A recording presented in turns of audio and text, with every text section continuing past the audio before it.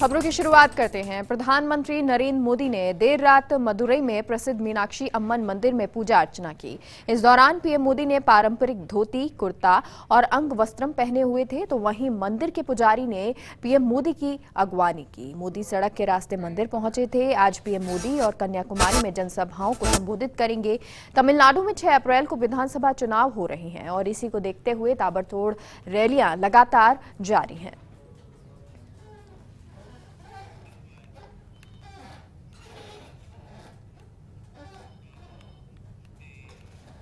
बंगाल में दूसरे चरण के मतदान के बीच पीएम मोदी ने राज्य में दो चुनावी रैली को संबोधित किया। हावड़ा में ओलबेडिया में रैली को संबोधित करते हुए पीएम ने ममता बनर्जी पर जमकर निशाना साधा।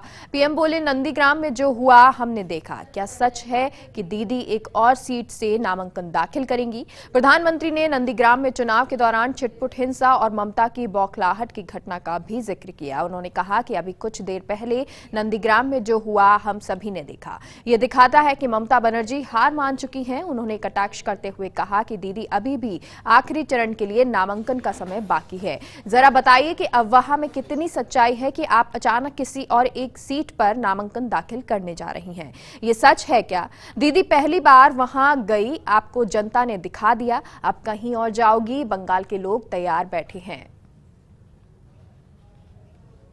इस मिट्टी का कण कण प्रेरित करने वाला है, हर पीढ़ी को प्रेरित करने वाला है। मैं देख रहा हूं आशोल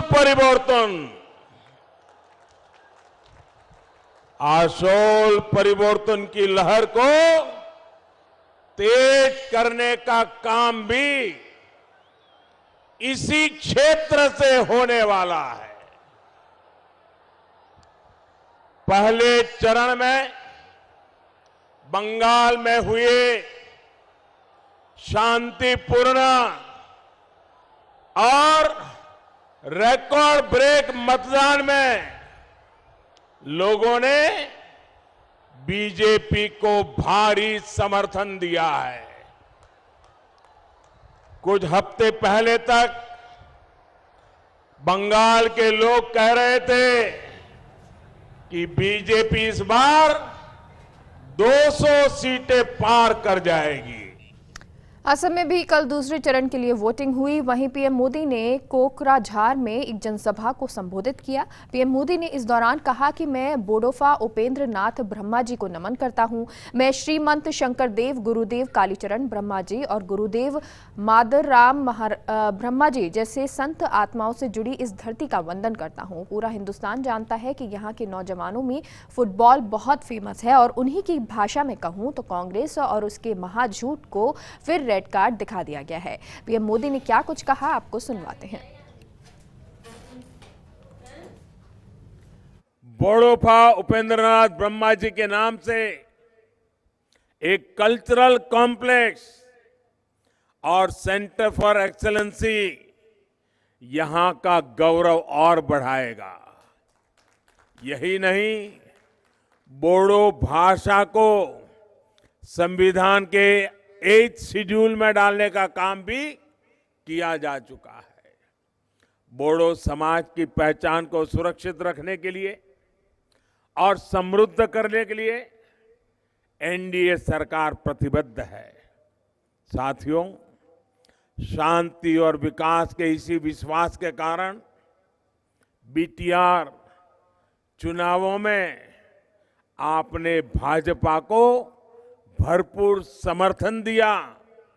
यूनाइटेड पीपल्स पार्टी लिबरल के साथ हमारे गठबंधन को सेवा का अवसर दिया। जो प्यार आपने काउंसिल चुनाव में दिया है, उससे भी अधिक आशीर्वाद विधानसभा के लिए मिलेगा। ये मैं आज मेरी आंखों के सामने देख रहा हूं।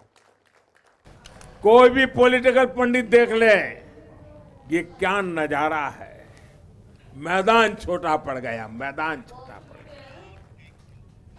कल बंगाल और असम में विधानसभा चुनाव के दूसरे चरण के लिए वोट डाले गए। पश्चिम बंगाल की 30 विधानसभा सीटों पर 171 प्रत्याशी तो असम की 39 सीटों पर 345 उम्मीदवार किस्मत आज ईवीएम में बंद हो गई है। बंगाल में दूसरे चरण के मतदान में बड़ी संख्या में लोगों ने वोट किया। शाम 6 बजे तक 80.43% वोटिंग हुई। नंदीग्राम में 80.79% वोटिंग हुई। वहीं असम में शाम 5 बजे तक 76.37% वोटिंग हुई थी।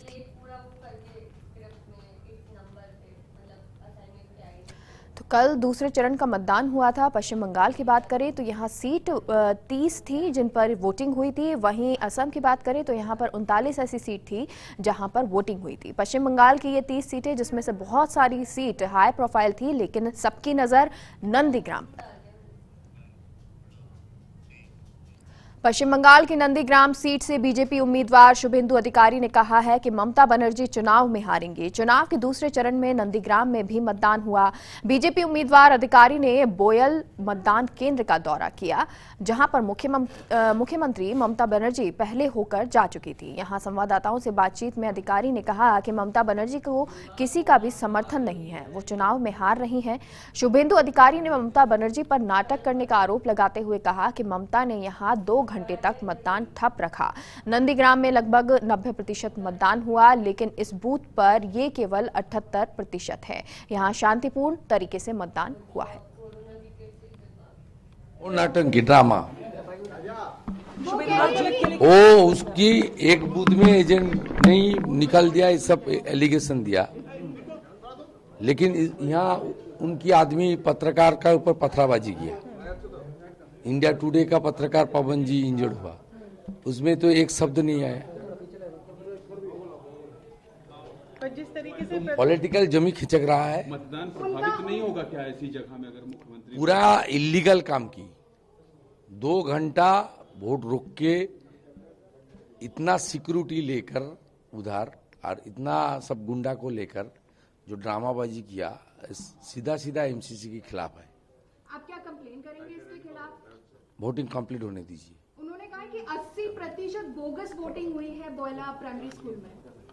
बोयल प्राइमरी स्कूल में वोटर को अपमान कर रहा है।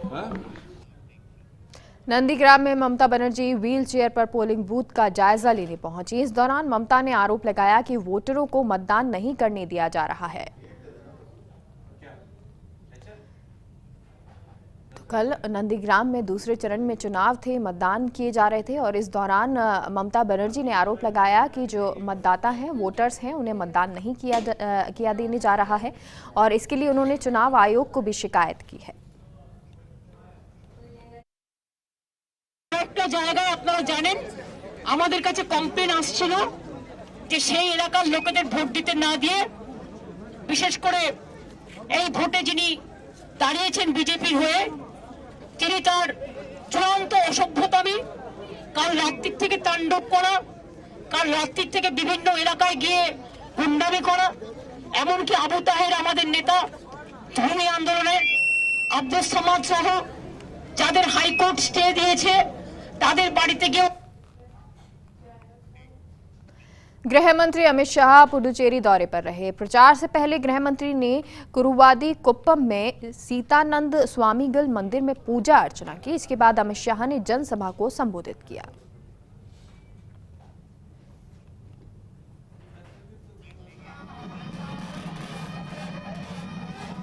आने वाली 6 अप्रैल को चुनाव तमिलनाडु के अंदर होने वाला है। चुनाव की तिथि, डेट कोई भारतीय जनता पार्टी तय नहीं करती, चुनाव आयोग तय करता है। उन्होंने 6 अप्रैल को ही तय किया है, जो भारतीय जनता पार्टी का स्थापना दिन है। इसीलिए यहां पर एनडीए का विजय सुनिश्चित है।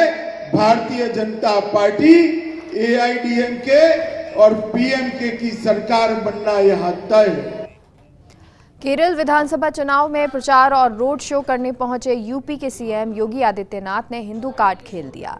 एलडीएफ और यूडीएफ को एक ही थाली के चट्टे बट्टे बताया। सीएम ने कहा कि कई दशकों से केरल में यही दोनों की सरकारें बनती रही हैं और दोनों सरकारें हिंदुओं की आस्था के साथ खिलवाड़ करती रही हैं।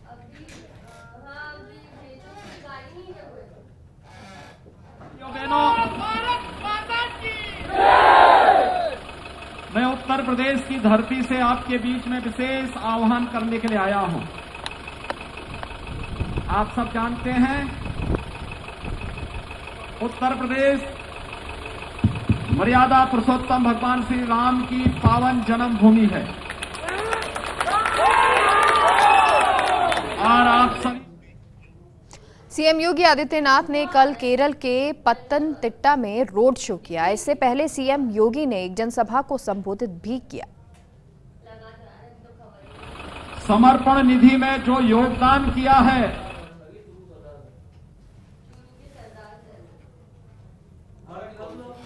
तो सीएम योगी ने जनसभा को संबोधित किया। बीजेपी के फायर ब्रांड नेता सीएम योगी जो अब पत्तनतिट्टा में कल पहुंचे और बीजेपी का मिशन दक्षिण, इस दौरान तमाम जो नेता हैं, चाहे वो प्रधानमंत्री नरेंद्र मोदी हो, चाहे वो अमित शाह हो, योगी आदित्यनाथ हो, सभी अब दक्षिण मिशन पे है। और इसलिए भी क्योंकि तमिलनाडु में भी 6 अप्रैल को यहाँ पर चुनाव हो रहे हैं, इसको लेकर अब यहाँ पर सभाएं की जा रही हैं। मित्रों, इस केरल की धरती पर ही सैकड़ों वर्ष पूर्व आदि शंकराचार्य का जन्म हुआ था, जिन्होंने सनातन धर्म की स्थापना के लिए, पुनर्स्थापना के लिए पूरे देश के अंदर भ्रमण किया था। और केरल की वो धरती है।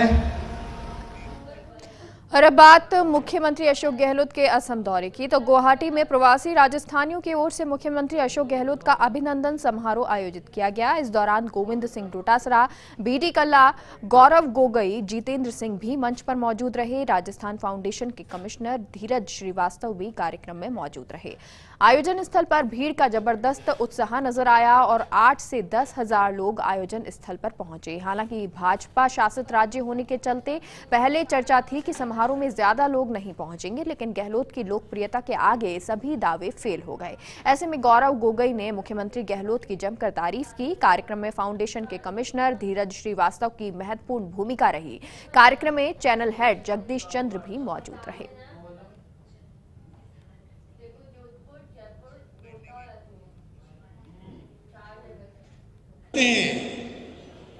तो कहते भाई देखो आपकी बात में दम नहीं है, आप बताओ इसमें तो दम नहीं है। ये कहाँ का लिखा हुआ है कि अगर आप भरोसा करो तो आप देख रहे। ये जो माहौल बनाया गया है, ये अच्छा माहौल नहीं है, ये माहौल अच्छा नहीं है। इसलिए चिंता भी कई तरह की है, क्योंकि इलेक्शन कमीशन में या जुडिशरी में कोई आदमी जाना चाहे, वहाँ अगर न्याय नहीं मिलेगा तो फिर कहाँ मिलेगा न्याय, तो थोड़ी चिंता वो भी लगी। मुझे याद है मैं 80 में आ गया था पार्लियामेंट के अंदर, और तरुण गोगोई साहब हम लोग शासन मंत्री कई बार रहे हैं दिल्ली के अंदर, केंद्र के अंदर। मैं जब NSU में था 72-3 के अंदर, जब तरुण गोगोई साहब हमारे इतने सीनियर थे, AICC के जॉइंट सेक्रेटरी थे और प्रभारी थे NSU यूथ को, तब से मेरा रिश्ता है उनका, मतलब करीब 48 साल का रिश्ता है, 48 साल पहले रिश्ता है। तो उनको मैं बहुत करीब से जानता था, बहुत नेक इंसान थे, बहुत ही शालीन व्यक्तित्व, दिल से बात करते थे, सबको साथ लेके चलते थे। वो निभाए इन्होंने 15 साल तक जो मुख्यमंत्री रहे।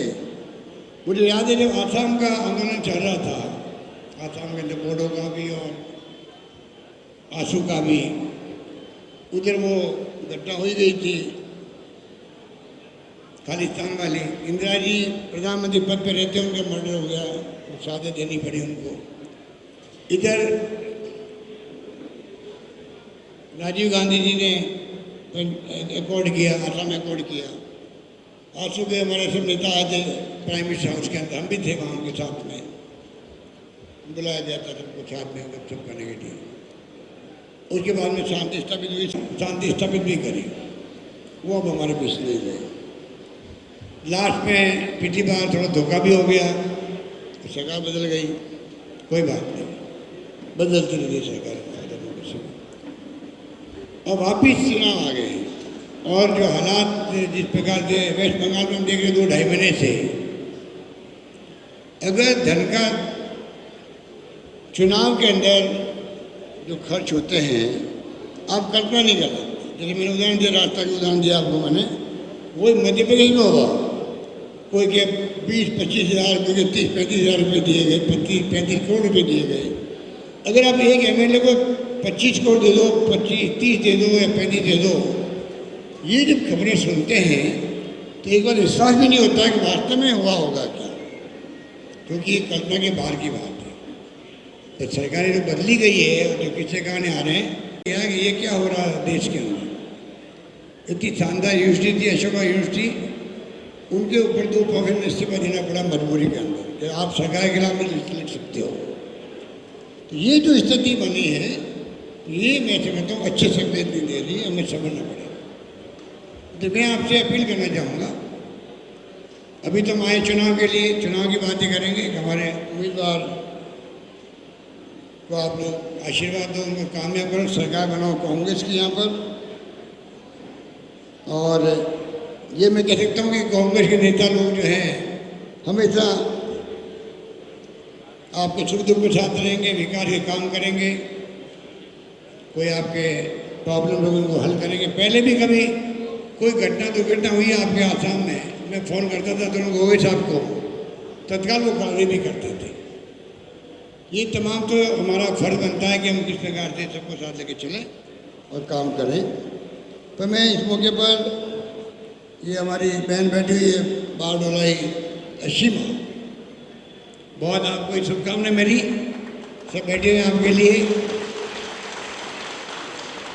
इनके ग्रैंड फादर थे, भारत रत्न मिला उनको वाजपेयी के वक्त में, लोकप्रिय गोपीनाथ बोरदोलाई।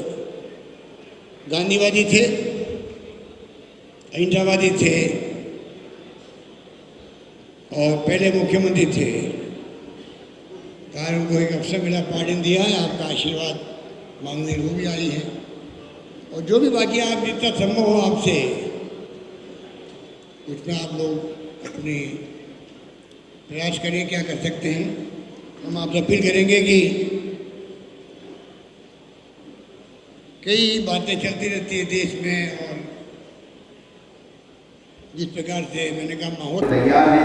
आप राजस्थान बता रहे हैं, आपका कोई भी काम हो तो आपके आशीर्वाद से बनी हुई सरकार है, आपके लिए काम करेगी।